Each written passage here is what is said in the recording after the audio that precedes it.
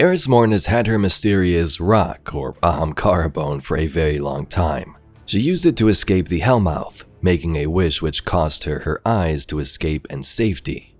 Today though, we have new lore that details when exactly Eris Morn found this during the Great Hunt. She was all for the extinction of these creatures, yet kept a memento from one of these slain beasts. Let's discuss.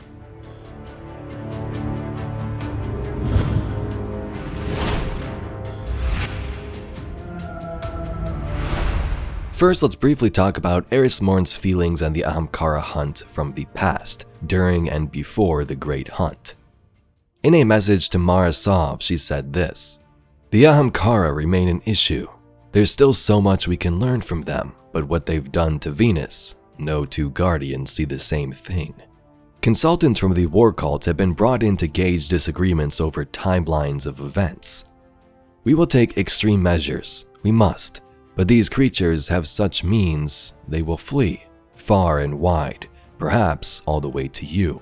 Mara, I implore you, if you hold your people as dearly as you say you do, you will end them on sight." During the Great Hunt, Eris teamed up with Wei Ning to eliminate 7 Ahamkara. Their first battle lasted an entire day, with Wei Ning engaging in hand-to-hand combat. Wei Ning accidentally made a wish, but things turned out alright. Eris later fought alongside Ikora Rey against an army of Ahamkara. The creatures whispered offers and showed Eris images from her past life. She was tempted, and after their victory, Eris remained disturbed by the truth in the Ahamkara's words, despite Ikora's warnings about such sentiments. The big worry about these creatures from Guardians and humans was that they were able to alter reality, alter the future and different timelines. Eris saw this and was worried, so she had a big part to play in ending them. Now there's a couple of cards that explain what I just read, but that's the overview. Let's take a look at the new lore card from this season where Eris Morn actually acquires her bone. A moment, Eris called, and Wei Ning left her side to doubtlessly join some other fray. The Ahamkara carcass lay on its side, dead at last. Eris felt her fingertips itch with the arc energy she had channeled a moment ago. She tensed, stretched, caught her breath. It was early morning, the sun had just begun to edge over the horizon. She walked around the beast, surveying the damage they had done. They had caught it in unawares, trapped it, blinded it, and felled it. Eris stopped when she saw the yawning chasm in its belly. Wei Ning had made this fatal cut. Viscera had spilled out and steamed in the fresh morning light. A rib jutted from the wound, white and gleaming. Eris unsheathed her sword. She could have a trophy, just this. Hadn't Shax dragged a skull twice this size back to the city? She laid the blade's edge against the creature's rib. The bone chipped her sword and took its due before releasing a sliver of an Ahamkara's remains. A piece of bone lay at her feet. When Eris picked it up, her vision funneled and she heard whispers. The bone was wet and raw and shiny. She held it between her thumb and forefinger and smiled.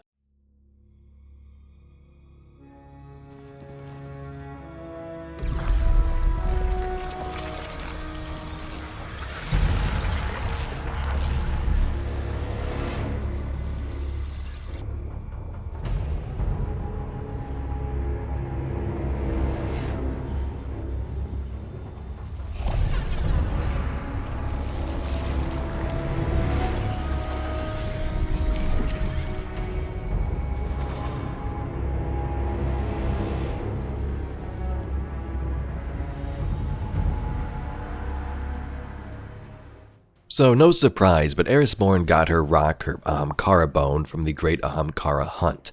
She's like, Shax had an entire skull, I want a little trophy too, so she took this. From the Cloak of the Great Hunt, we can see when Eris used the rock to escape the Hellmouth. It says the Great Disaster years after the hunt. This is when they were fighting Crota's forces on the moon. Eris and her fire team went in and got trapped in the Hellmouth.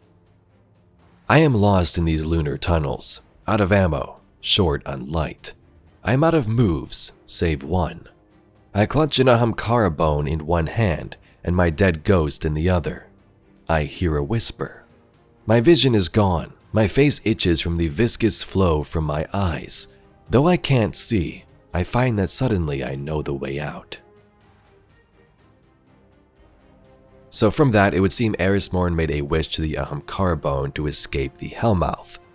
Her fire team died, she had no ammo, no light, no power left, so she had this one last chance to make a wish to this bone, and she did. It guided her out of the Hellmouth, but also cost her her eyes. Keep your eyes open.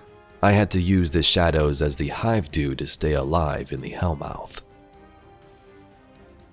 So does Eris Morn still use the rock? We've seen her hold this thing ever since in The Taken King, just standing there as an NPC, and even now. The answer to that question could be maybe. She may hold on to this thing for the power it holds, or because it saved her life all those years ago. Maybe like her eyes, she's stuck with it. It's an important part of her life. How long would we last? Until we understand what we're dealing with. They are taken. Eris, get your rock off my map. It hasn't spoken since Crota fell. It speaks now, because Oryx has arrived, come to fulfill the final covenant of his son.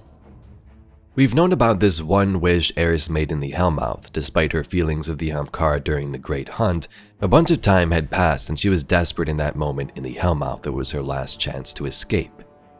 Since then, she's had the rock, as some people call it, but we are unsure if it's been used again, or even can be. In Patrol dialogue, Eris Morn speaks about how the Whispers are now silent. This was after the Taken King, and even now in Destiny 2 Patrol. The Whispers are silent again. While the Taken King lived, his fell voice echoed in my mind. Others thought I was mad, hearing voices. Sometimes I thought the same, but after Oryx's true death, the voices went quiet. Now I only hear them if I seek them out. So the question is if that's tied to Oryx because Oryx is dead, or if it relates to the Ahamkara, which seems more likely when you reference Whispers. Regardless, Eris is smart when it comes to paracausal powers like this, wish magic, and also, transforming into a hive god. I think we can trust her with the use of this bone if it ever comes up again, especially now since the Ahamkara may be changed creatures like Tyrannus instead of Riven. So there you have it, Guardians, some more info on Eris Morn's Ahamkara Bone and how she came to acquire it. If you'd like to see some more Destiny lore and mysteries just like this video, please be sure to subscribe to the channel. I thank you very much for watching, and I'll catch you all in the next video.